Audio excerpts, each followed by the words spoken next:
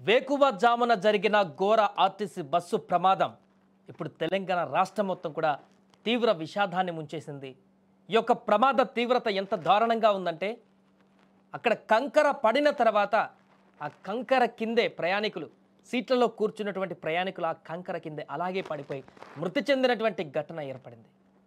ఎంత హృదయ విదారకర ఘటన అంటే ఇందులో మహిళలు చనిపోయారు, మగవారు చనిపోయారు, చిన్న పిల్లలు చనిపోయారు. ఒక 6 నెలల పసికందు చనిపోయినటువంటి ఘటన తీవ్ర దిగ్భ్రాంతికి గురి చేస్తోంది.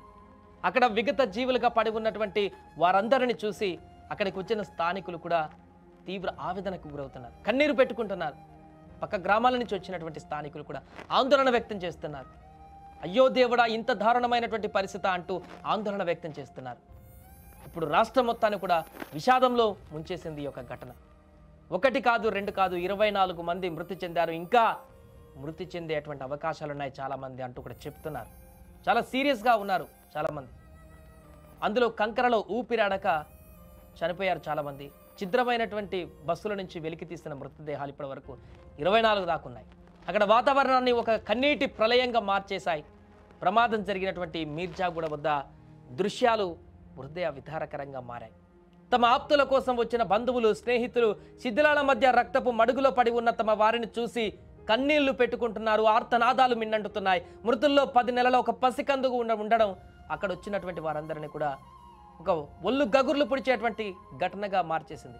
చిన్నారిని కోల్పోయిన ఆ తండ్రి రోదన అక్కడున్న ప్రతి ఒక్క హృదయాన్ని కదిలించింది. తమ పెద్ద దిక్కును కోల్పోయిన యువకులు చేతులెత్తి పగిలిన అద్దాల ముందు కూర్చొని కన్నీరు మున్నీరుగా విలపిస్తున్నారు. తమ వారి చివరి చూపు కూడా సరిగా చూడలేని దుస్థితి అక్కడ నెలకొంది అంటూ కూడా ఆవేదన వ్యక్తం చేస్తున్నారు.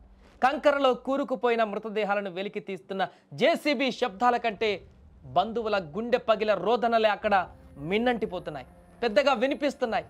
సహాయక చర్యలలో ఉన్న పోలీస్, ఎన్డీఆర్ఎఫ్ సిబ్బంది కళ్ళల్లో నుంచి కూడా కళ్ళు తిరుగుతున్నాయంటే అర్థం చేసుకోవచ్చు ఎంత ఉద్విగ్న పరిస్థితి అక్కడ నెలకొందో.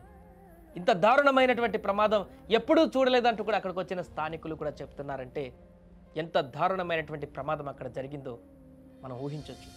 ఆ విజువల్స్ అన్ని మనం చూపించలేకపోతున్నాం, కానీ హృదయ విదారకంగా ఉన్నటువంటి ఆ విజువల్స్ కొంత మీకు ఆందోళన కలిగించవచ్చు. కానీ అవి చూసినటువంటి తర్వాత